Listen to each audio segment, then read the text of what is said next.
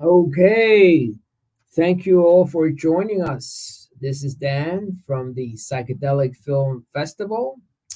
Um, I am very happy to be here with a few filmmakers. I believe they're here live, and some of them will be joining us on the live chat. So in the meantime, let me bring a couple of filmmakers here. We have Tom Mercer and we have Logan. Logan, how are you, gentlemen? I'm doing fine. Thank you for inviting me. Thank you.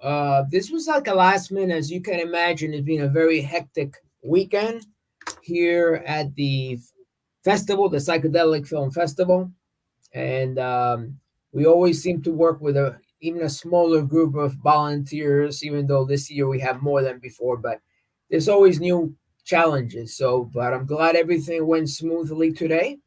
I think we have another filmmaker. Let me see. Device is not connected. Martin. Huh. Let me see. Give me 1 second. They will need to. Okay, they probably will join us briefly. So basically, the festival is on its sixth year. For those who are not familiar, back in 2018, I was doing another festival at that time, and I was Dennis McKenna, who some of you might know, ethnopharmacologist and brother of the very famous Terence McKenna, suggested I do a psychedelic festival. And I thought, psychedelics? Do you think there's a market for that? He says, absolutely. I mean, we mean everything has to deal with drugs and zombies and drug addicts, and absolutely not. They said it could be a variety of things, the anything dealing with a psychedelic experience. So it occurred to me that for a long time I actually had been interested in that, been interested in the works of Alejandro Jodorowsky. Of course, anyone who's familiar with um, what's his name, Terrence Malick, uh, even Terry Gilliam, they use or introduce psychedelic elements. So I sort of expanded that, and not only to include psychedelic substances and documentaries dealing with the safe use of those substances, but also psychedelic practices, which can mean anything from breathing to meditation to chanting to drumming and watching movies. In fact, Jodorowsky once said that his goal, and his goal when making Dune, he was hoping to make Dune that was going to be it was going to look and sound and feel like a psychedelic movie, like a drug induced LSD experience. So although he never quite went around to making it, I think a lot of people have attempted to create that kind of a transcendental experience through films and music and even writing. So I'm really happy that this festival has taken off, and a lot of people are supporting us. But as you all know, it's still a niche market, and we still have to fight an uphill battle in terms of overcoming the prejudices against what psychedelic means. So a lot of people were maybe burnt out or casualties of the '60s first, and they think of psychedelics as a terrible thing. Others love it, and they're still in that zone. And then there's that third group who recognize that there's a lot of potential, but these are the VCs, the venture capitalists, those out there who want to just preempt it, commercialize it, sell it without the context. So we feel it's important to balance out that trend by introducing the psychedelic experience within a larger context. So I'm very happy to have films primarily. Occasionally, we'll have live bands. Maybe next year we'll have live bands as well. But we also have music videos that feature all sorts of psychedelic bands, stoner rock, and so forth. So let me start out with first of all, I want to mention that even though the winners, there are no real winners here. Everybody's a winner, and so-called anyone, all the films that have been selected and screenplays, uh, by definition, have a certain standard which is way above way above the normal. So, although unfortunately, I wish there was a better word than winner, we do have certain films that we selected, that our programming committee selected, based upon the specific trend that's going on this year in the psychedelic world. And those trends seem to change. For instance, one of the trends that's going on is while the psychedelic, we're experiencing a new psychedelic revolution, at the same time, let me just bring in another filmmaker here. I think we got it. Hey, Steve, how are you? We can't hear you. Can't hear you. Yes, I know this is an issue with the sound here, but okay, maybe there is. You gotta just connect the sound. So, what I was saying is there is almost like two parallel streams taking place. You got the psychedelic stream and the AI stream, artificial intelligence.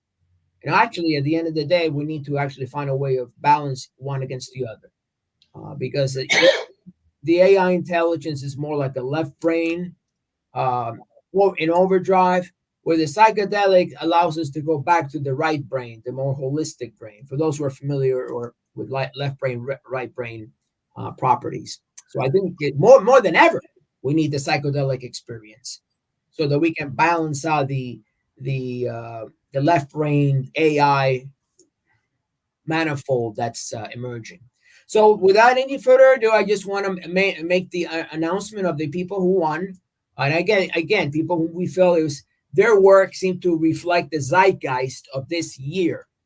Right? Maybe next year there'll be a different zeitgeist, but this year we felt this it represents something that it's in the air. So, we will start with the first film. Sorry, I'll be picking up the cards. Okay. All right. So the best psychedelic or transpersonal screenplay actually goes to Thomas Mercer, The Messiah Machine. Congratulations, Thomas. Since you really didn't have a chance to meet us, you were going to meet us, but unfortunately things came up. Tell us a little bit about what made you combine the Messiah. What made you write The Messiah Machine? Okay. This is a science fiction genre, and it combines ayahuasca and artificial intelligence and a device that's actually in experimental use called the God Helmet, which is a magnetic stimulation system that can create in the user a sense of the presence of the divine. So, in this particular story, those elements come together in a series of pretty dramatic events on a college campus, where the bringing together of the ayahuasca shamanism and the electromagnetic stimulation of the brain within a very advanced artificial consciousness, something akin to artificial spirituality emerges. So we're going beyond artificial intelligence, we're going beyond artificial consciousness, and we're entering the realm of artificial spirituality. And in the process, a portal is opened to these higher realms. But before it can really be brought to the benefit of humanity, nefarious forces with the government have the program shut down.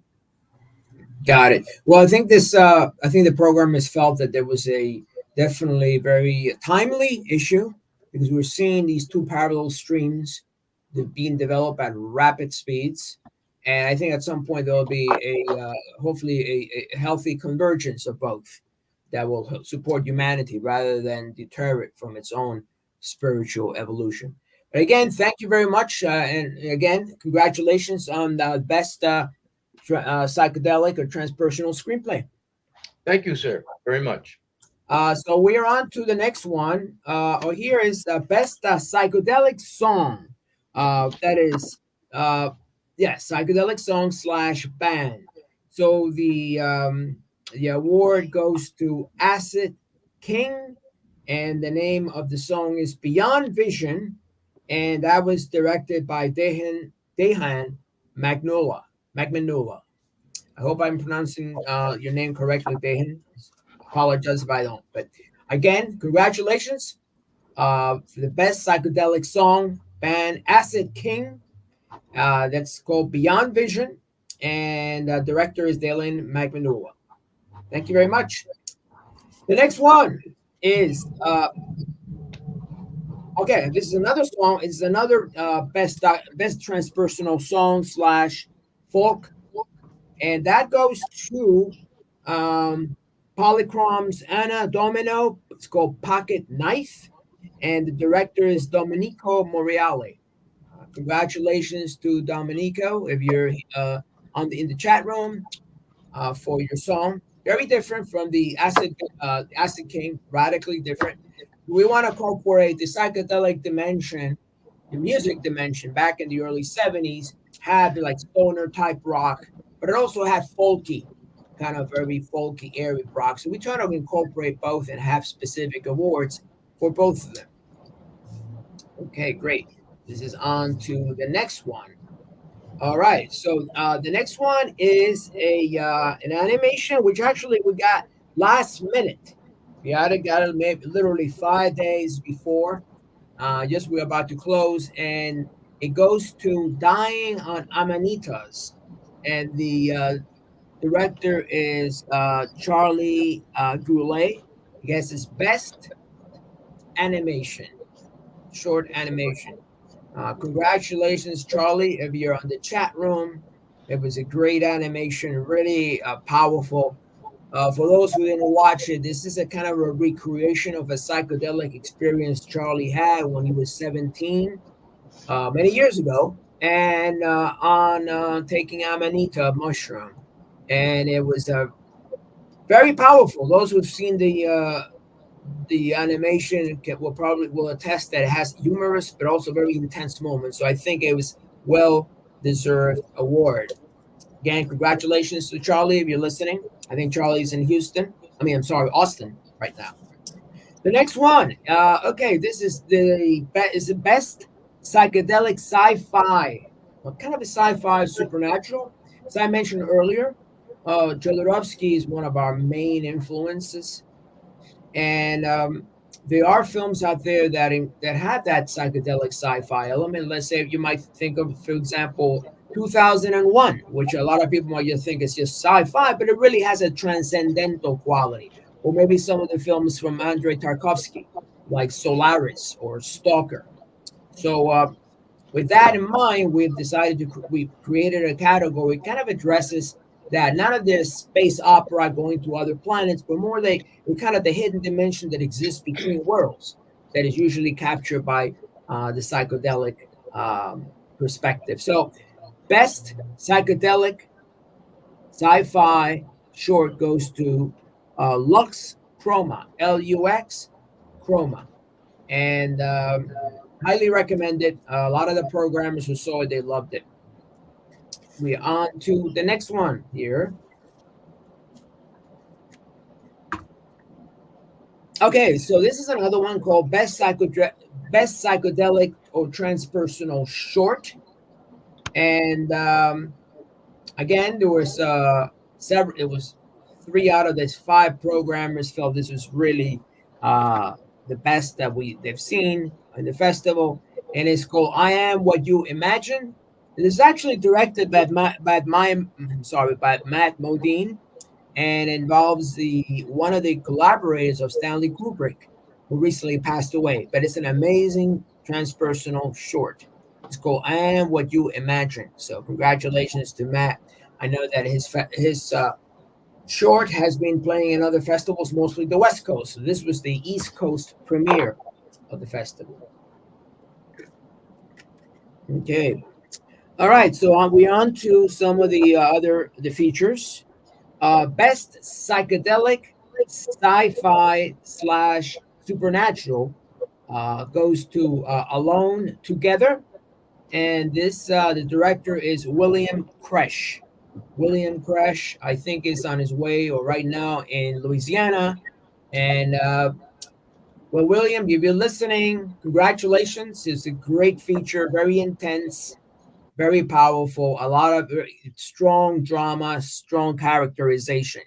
So again, congratulations to William and the staff there. Next one, best psychedelic documentary. That's Onania. It goes director is Paris Toom, and he actually showed up a couple of days ago here in New York City, and he flew in all the way from England. And again, is this documentary also won um, the respect and the appreciation of some of our programmers. It is dealing with the disappearance or the challenges of the Shipibo Indians in Peru, and how they're part of essentially a vanishing culture that we really need to be aware of as our awareness dealing with global warming and the whole ecosystem. It's not just about the world, but also about the people who are slowly, or cultures that are slowly being wiped out by industrialization. So, best psychedelic documentary goes to Onania, and the director is Paris Toon. Paris, well, I think you're on your way to England right now. Again, thank you for participating, and thank you for your documentary. The next one goes to best transpersonal documentary. So often people say, what's the difference between the two? And that's a good question. What is there between transpersonal? Is not just about the effects of psychedelic substances on someone. It also has to deal with how it involves us as a species, as a group, as a collective. And the winner of this goes to Greg Hemmings, and the name of the documentary is called Bionosis. And that features Dennis McKenna's attempt to essentially create a database for over 150,000 different plants out there that are disappearing very quickly again from our ecosystem, and at least sample them before they're gone. And many of them have beneficial uses in the treatment of depression and other disorders. So again, great work. Okay, and last is not least is this best psychedelic feature, and it's called Child of Plomo, and the director is David Davila. Now, for those who are not familiar with Child of Plomo, it deals with about a few years back, they discovered the body of a frozen Inca boy more than 500 years ago. And this was somewhere in the Andes. And it was conjectured that this was part of a ritual, either a ritual or a initiation that took place. So this film essentially is a reenactment of that very same ritual. That's why it's called Child of Plomo. And for those who are in South America listening, you can actually go and visit the mummified body of the young boy who was recovered a few years back in Chile. So that's amazing. I think we're really seeing the good thing about the festival is that we're really seeing entries from all over the world. South America, from Asia, from the US, and from all over Europe. And it's good that people are beginning to realize that it's important to continue awareness in this field because we're really cannot either let the corporate profiteers preempt the psychedelic experience or AI as well. So we're sort of in the middle, and not an easy struggle, but I think it's worth it because we're raising awareness about the possibilities that exist in kind of a roadless travel for the Western man these days to achieve transcendence and personal vision without necessarily resorting to the more traditional techniques. So again, I want to thank everybody for showing up. I want to Tom, Logan, Steve. I know Steve, you weren't able to make it, but again, people love your film, Hallow's Tide, I believe. And well, next year hopefully we'll be here. Every year it's a new challenge. And again, I want to encourage all the filmmakers to continue the process. I think at the end of the day, the creative process redeems all the work that's involved. And I hope that whoever's listening and all the filmmakers involved feel appreciated because we're trying, at the end of the day, trying to create a global tribal community of people that are concerned about what's happening. And not only do they talk about it, they actually take action, representing whether through films or practices. So our goal is to continue expanding the awareness and perhaps redefine what a psychedelic experience can mean. Okay, so I think we had a good number of people on the private chat as well. Let me just say yes. Uh, okay, got it. And in comments, good number of people on Facebook. Again, I want to thank everybody. And Can I ask a question real quick? yes, How can you really make a film, though, about the psychedelic experience if you've never used psychedelic substances or LSD or mushrooms or even marijuana? well, that goes back to what I said originally. The hardcore definition of psychedelic, if you go back to the dictionary, is that which is revealed to the mind. So it's not in my book. The psychedelic experience is not just someone who tripping out on LSD. You can have psychedelics are essentially alkaloids and opiates and different, and most of them are created by our bodies. Everything, even DMT, which is presumably one of the most powerful hallucinogens and theogens, they're also created by our body when we sleep.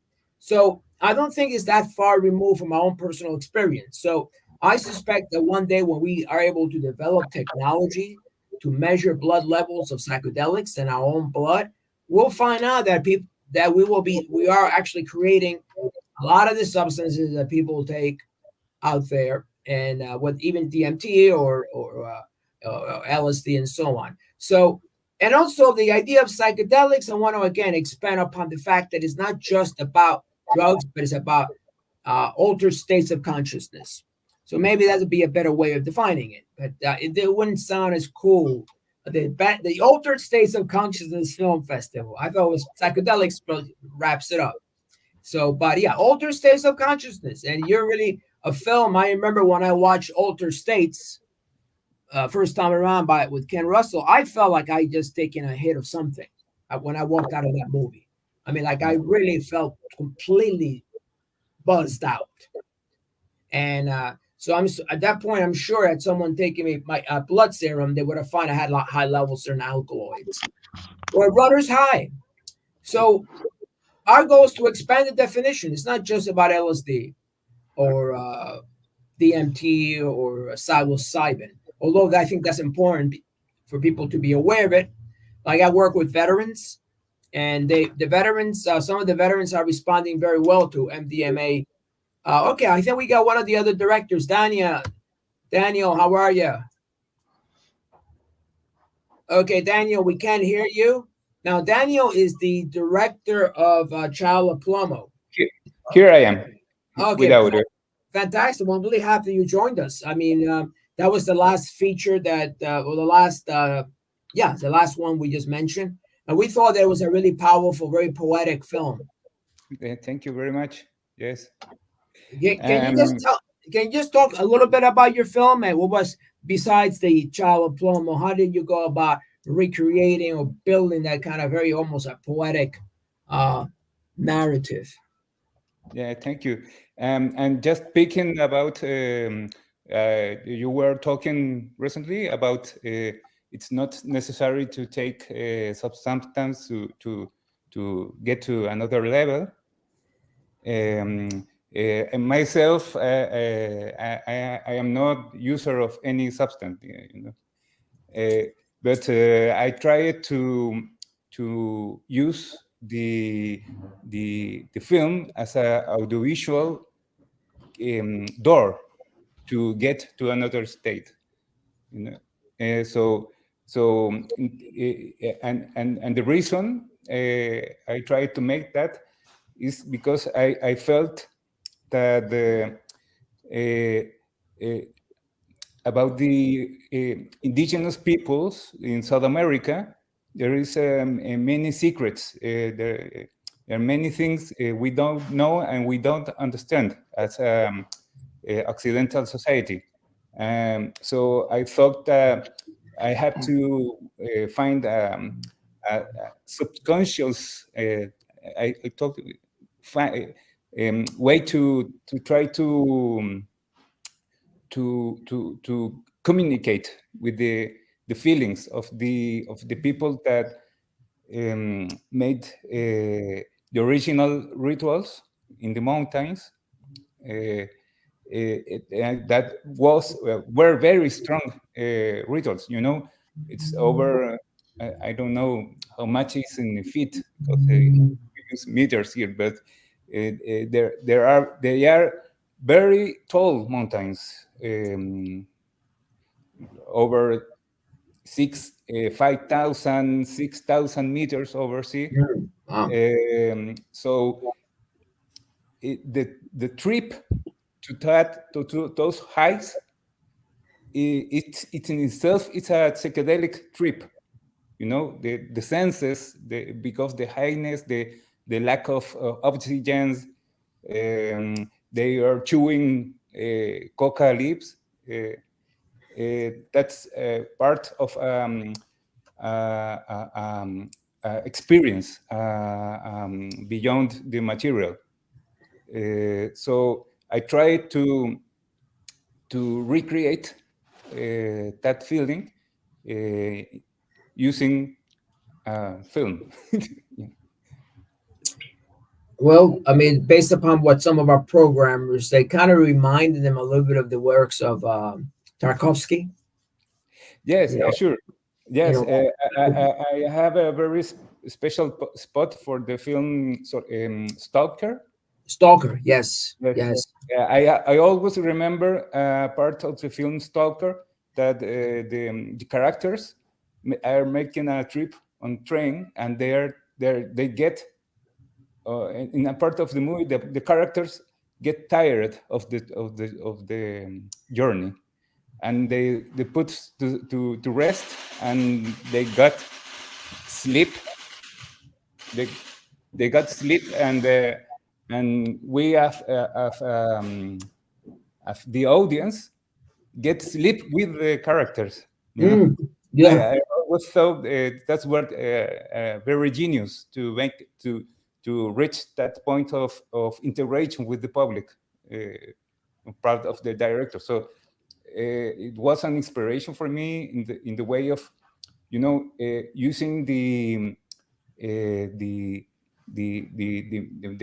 poetry, the metaphorical, the subconscious, the means of the surreal art. You know, I used everything to try to make the audience for a moment leave the the conscious, and and see the ritual of giving a child to the mountain from another perspective. You know, for momentary suspend the tragic situation of giving a child to the mountain, to the gods. You know, right. I try to make the audience to, at least for a moment, to suspend that judgment, and to try to understand in the context of the integration of the man and the nature. You know. So You shot the film in the actual Andes, right? yes, not so high, because we were a small crew, and we were with a child, you Right. know. But that's wonderful, because you don't have to get very too much far away to get those beautiful landscapes. And if you saw the film, in the last scene of the film, we see the city from the Andes. You know, That's right. so in fact, they are very close. The city Santiago is is right next to the Andes. You know. Right.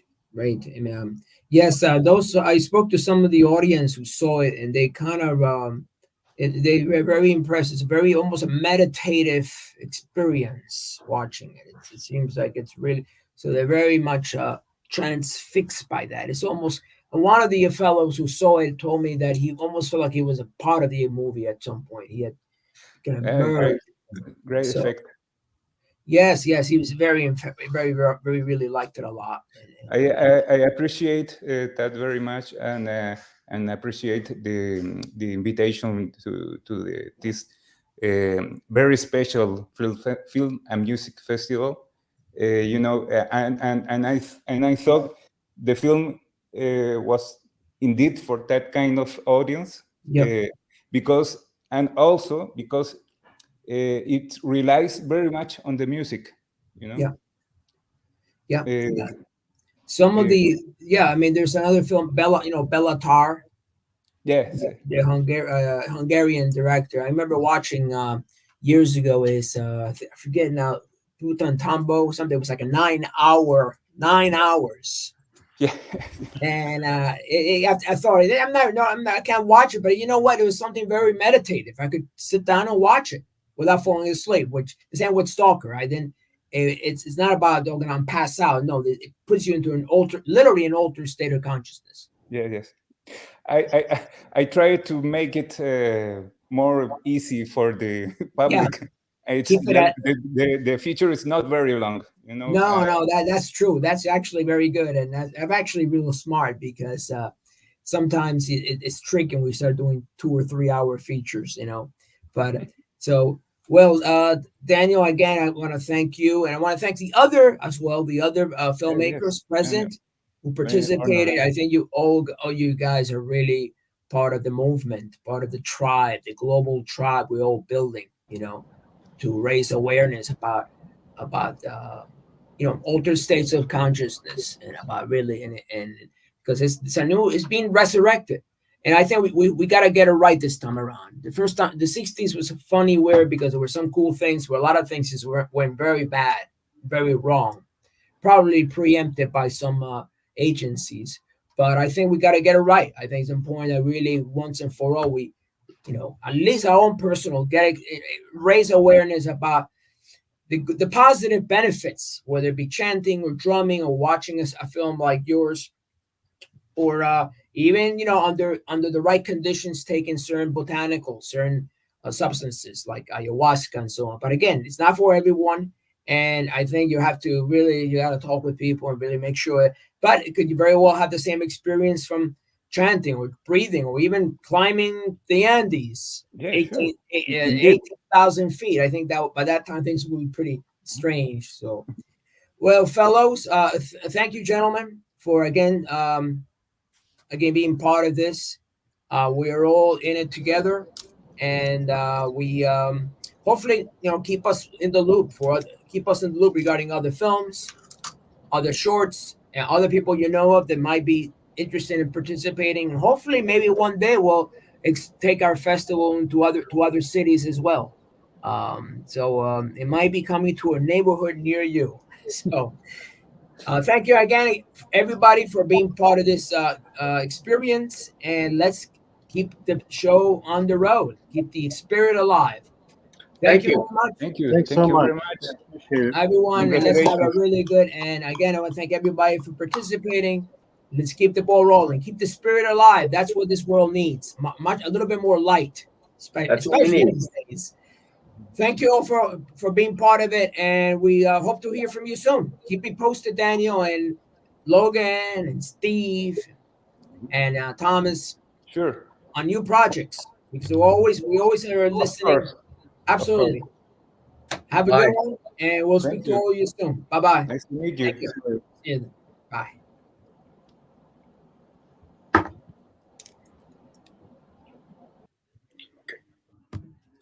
And that concludes the Psychedelic Film Festival. And for those who are wondering about the Psychedelic Festival, we are part of a coalition in New York City. So we do a few festivals. Some of them are more in the sci-fi end, Philip K. Dick. Others are more in the psychedelic. But at the end of the day, they're all connected by sort of a mysterious network, a matrix almost that connects everything together.